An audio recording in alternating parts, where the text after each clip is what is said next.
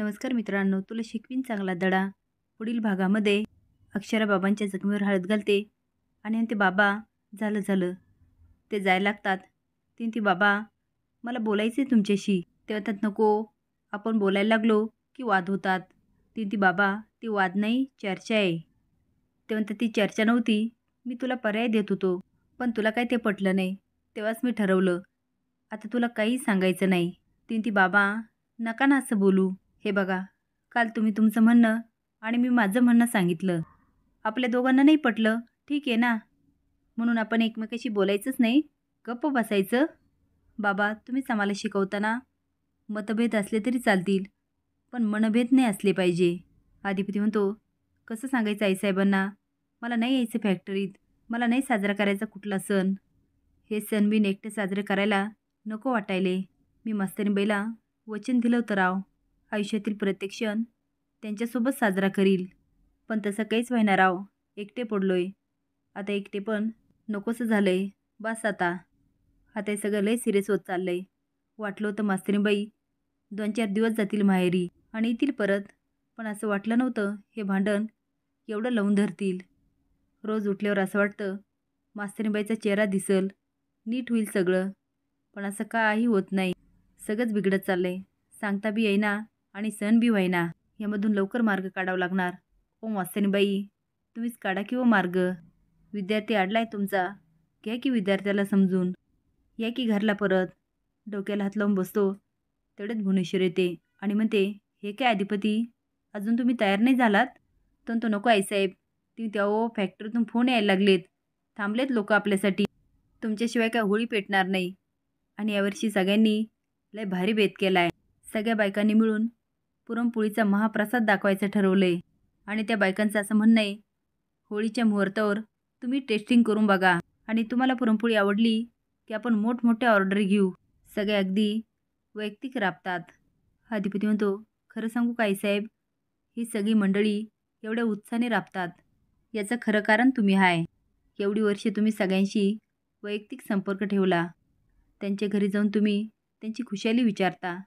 ती म्हणते, अधिपती आपल्या फॅक्टरीतील कुटुंब सुखी राहिलं पाहिजे. कसं? Happy happy. अधिपती म्हणतो, हां हां हां हॅपी. भुवनेश्वरी म्हणते, तुम्ही पण महिला कामगारांना काम देऊन लय मोठं काम केलं. तो नाही नाही आईसाहेब, ते मी नाही केलं. ती म्हणती, मग? तो ती मास्तरीबाईची आयडिया होती, महिला कामगारांना काम द्यायची.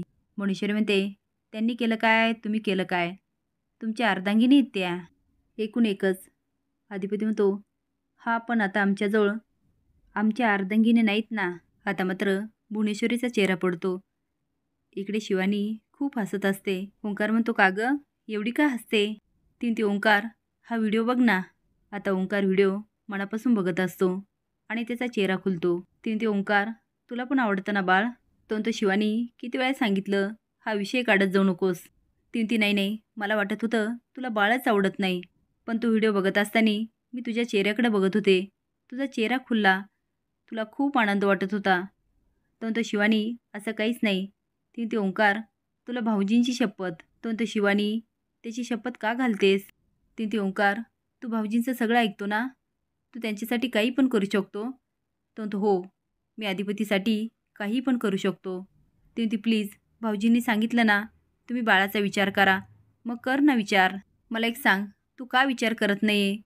मी भाऊजींची शपथ घातली तरी तू काही बोलत नाही आहे. तो शिवानी आपले गाडीचे हप्ते, घराचे हप्ते, अगं आपण अजून नीट सेटल नाही आहे आणि बाळाचा विचार कसा करू शकतो? आता शिवानी ओंकारला खूप कन्व्हिन्स करत असते, पण ओंकार काय ऐकत नाही. बाबा म्हणतात, अक्षू तो दिवस आठवला ना माझा खूप संताप होतो, मला खूप राग येतो. अक्षरन ते बाबा, मी तुम्हाला समजू शकते. कुठले वडील असते तर हेच झालं असतं, पण तुम्ही माझ्यावर विश्वास ठेवा.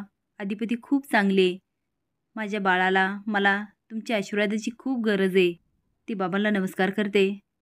बाबा म्हणतात, अक्षू माझे आशीर्वाद कायम तुझ्या पाठीशी आहे. अक्षरा बाहेर जाते. विद्या म्हणते, अक्षू बाबा कुठे ग आणि तुमच्यात झालं का बोलणं? अक्षरा म्हणते, हो आई, बोलले माझ्याशी बाबा. विद्या म्हणते, अक्षू तुला माहिती आहे तू सासरी असताना तुझ्या बाबांना तुझी खूप आठवण यायची. ते म्हणायचे अक्षूला खूप चांगलं सासर मिळालं, अगदी देवासारखा नवरा.